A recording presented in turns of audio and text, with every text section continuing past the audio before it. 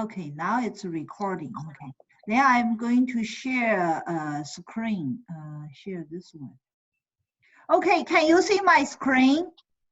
Yes. Yeah. So we are going to start with new unit about data cleaning. Okay, and the first example we are going to go over.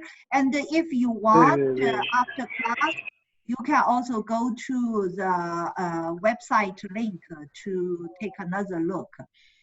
And for this one, the data cleaning, so there is no analysis part, it's just data cleaning, okay? So it's also going to be a CSV file, and it's a quite large data file. It has over 5,000 records. And it's about the movie information, okay? And I also have this file on our website, so you can download it. And the first part is pretty straightforward, we all know. So you open the CSV file, okay, to get the data frame. So we have the data frame, and you can check, get a glimpse of your data frame. So for the shape, you can know how many rows and how many columns.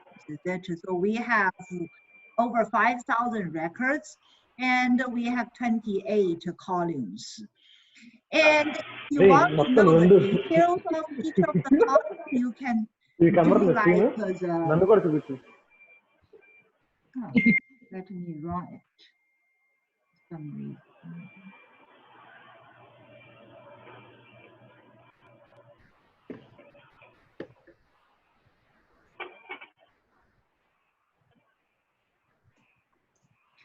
Okay, I don't know over here.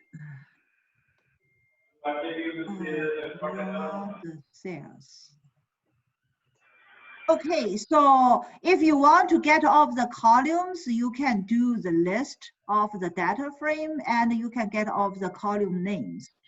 And generally speaking, whenever we do analysis, we want to get a glimpse of our data frame, of our data file. So you can use the header and the tail to get a glimpse of the data frame. So here it shows the first 3 records and the last 3 records. So of this, we already know pretty straightforward.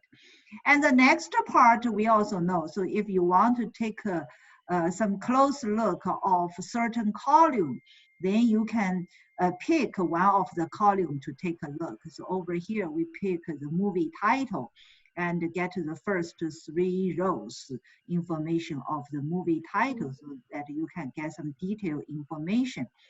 And the next one is if you want to get multiple columns, then you can put the column names of the column names in a list, okay? And then you can select those columns and with the data frame, and you pick the first 3 rows over here to get some more detailed information about the 2 selected columns. And what does the next part do? This is a new method, a new function that we learn. So it's called value counts, okay? So what this value counts does is it's going to give us the frequency counts of each unique elements in the corresponding column, okay? So over here, what it's going to do is it's going to find each unique director name, is it? And find in this director name, this column, how many times each name occurs. And then it's also going to sort it in descending order, is it? So that's why the result will show the top 5 directors. So just remember for the value counts, it will calculate the frequency. So basically it will do the counts by the column. You specify the column and do the frequency counts. And the result, if you don't specify, is going to be descending order. And for the value count, the frequency, if you want to do some calculation on it, you can also apply like some Python function. So in this case, you can do like a mean or do summation, etc., and some other calculation you can apply on it. So that's pretty straightforward. And what is the next part? Let's see over here. So this is the condition check. That is, you're trying to find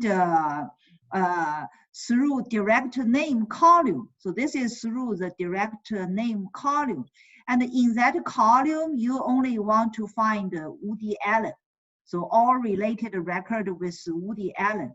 And at the same time, you also want to find the actor name is also Woody Allen. And you want to get all of those information, then you can apply the Boolean condition. So this is a Boolean condition, and we have the and. So you combine two Boolean condition, and you find the corresponding rows. Is it from the corresponding rows? Then you find the movie title. So then here it lists all of the movie titles. That's Woody Allen is as the director, and at the same time he is also as the actor. So you can apply Boolean condition to do filtering. That's what here it shows. And the next one shows, because sometimes you want to find, okay, all of the column, is it have the same value? Is it the number of rows that have the same value? So in this case, it's how many movies directed and acted by both person, is it? And then if you apply the length function on all of those records, then you can get the number. And the next one is very important. I remember before spring break, we also kind of discussed this function group by, okay? Group by is a very useful function in pandas data frame. So over here, you can specify certain category you want to group, is it among all of your records? And after that, you can do some aggregation, is it like do some summation or mean something. And what here we want to do is, okay, we want to group by director name. So under each director, what you are going to look for, is it? So that's why you do group by director name. Okay, group by is a director. And what you want to find, okay, you said, okay, I'm going to want to find the summation. Is it the summation of what? Summation of their gross. So summation of the money they make from of their movies, is it? And you can also sort it, is it? And sort here we say we want to sort in descending order, is it? And then it lists all of the directors, is it? And how much money they make from all of their movies. So this is a quite useful method, group by, okay? And after that, then you can do aggregation on each of the group. Okay, so that's a very useful function. And the next part for data cleaning, a lot of time we needed to deal with missing data, okay, because some of the items is not listed, is it, in whatever the data you collected. So how are we going to deal with that? So there are a couple of ways you can do that.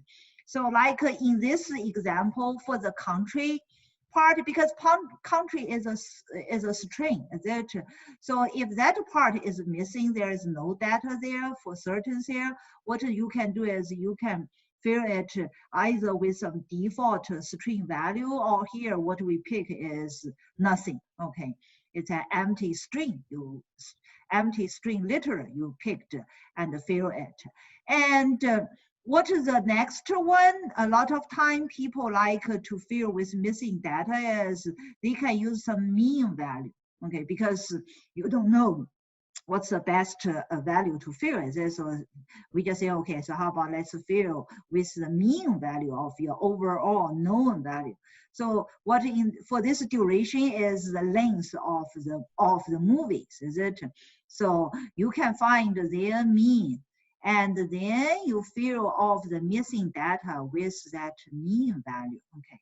So that's another way you fill with missing data. And sometimes you don't want to keep the missing data. Is it? So then in that case, you can call the drop NA.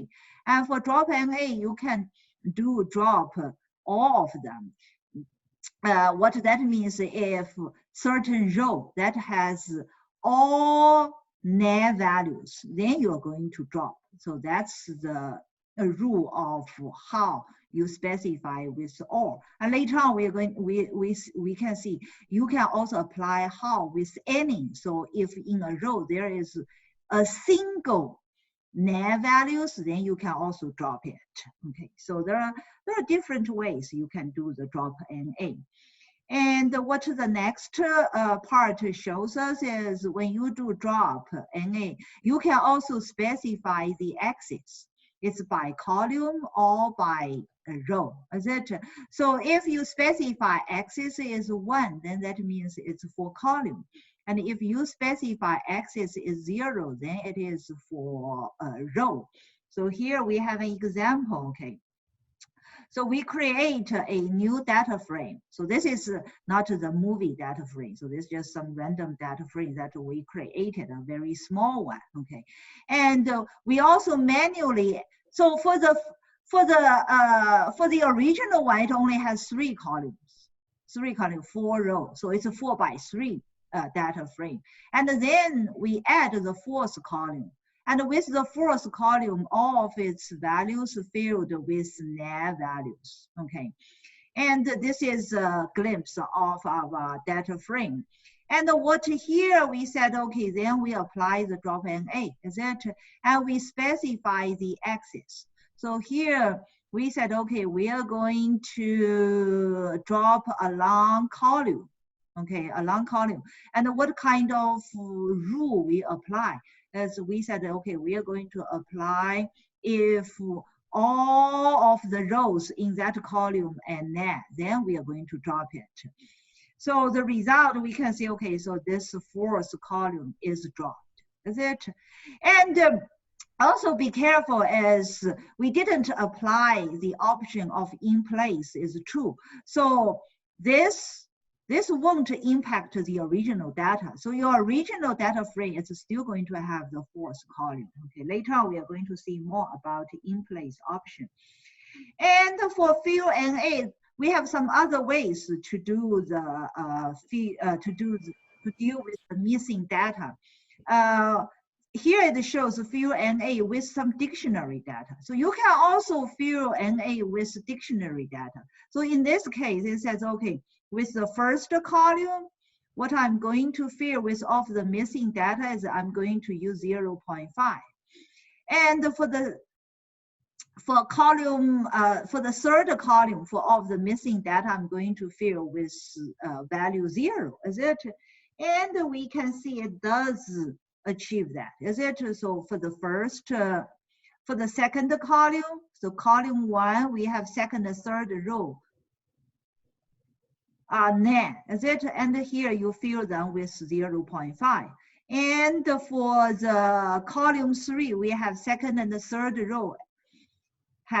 Both of them have NA, and then we fill them with 0.0. Is it? So you can also fill NA with your specified value using dictionary.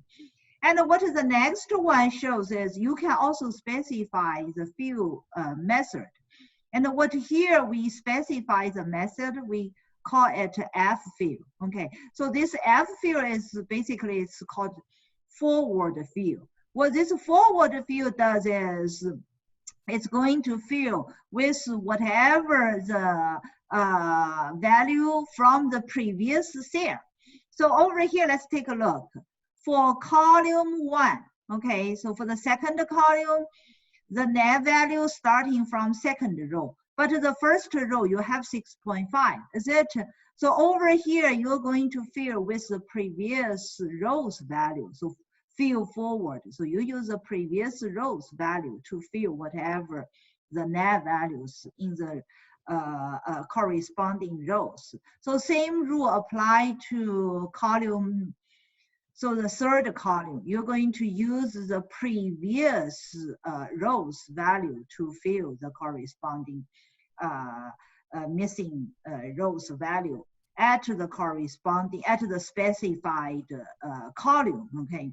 So this method, if you specify the method with F fill, so what it does is it does a forward filling, okay? Use whatever the previous available cells value to fill the net values. And what is the next two drop NA shows you can apply.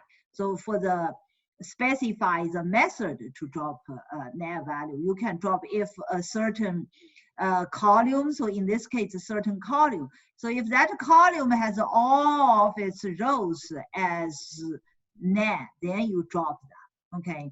And in the second case is in a specific row or in a specific column, if you have a single net value, then you're going to drop it. Okay, so that's for the how you can specify.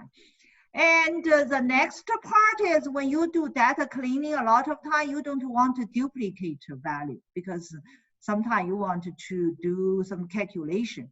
You don't want it to be calculated in your formula twice, is it? So we need to do some drop duplicates, okay, drop duplicate. And in this example, we have the data frame. So you create this data frame from what? From dictionary. We learn dictionary. And what next you add a new column called V1, is it? So the data frame itself looks like this, have 3 columns. The first 2 columns, K1, K2, is from the dictionary. The third column is you just added it. And if you do the duplicate, and over here you said, okay, I'm going to base on certain column, is it? Okay, so here you specify column 1, is it? And you specify column 1, you said, okay, for column 1, I'm going to check if there is any duplicate values. If there is any duplicate values, I'm going to drop it, is it? So that's why if you take a look at the result, you will only have 2 rows left. Is it? That's because starting from the 3rd row all the way to the last row, they are the duplicate values of the 1st row and 2nd row, only for the 1st column, okay? Because here you said you are going to base on your duplicate counting on the 1st column. So here it shows how do we get rid of duplicate values. And what the next part shows is we can also change a column title, okay? Because a lot of time when we do data cleaning and you don't want to use the default column name, you want to make it more meaningful and reflective names for your column, then you can do some change, okay? So the first 2, what we show is just a regular string function. So the first one is for that movie title. Okay, you said, okay, I want to change all of them to uppercase, is it? To all cap. Then what you can do, you can call the string and then up. And the second one is a lot of time you don't want your column name to have any white space, is it? Then in that case, you can call the string function, strip function. And if you don't specify anything, then it's going to remove all of the white space. And there is another very useful function. And previously, I remember we also learned, okay? And we can also call rename, okay? And over here, you want to rename, suppose, all of the columns, is it? So what you can do, then you can just specify, okay, I'm going to rename my data frame for the columns. Then you can specify what's the old column name and what is the new column name you want it to be, is it? So this shows then you can use a dictionary. So basically this is kind of like a dictionary. You give the original data frame column name and you provide the new column name. So this is rename function, we can use it. And after you do data cleaning, a lot of time you want to save it, is it? Then you can call to CSV to save it as a new CSV file and for your future use. Okay, so that's the first part of our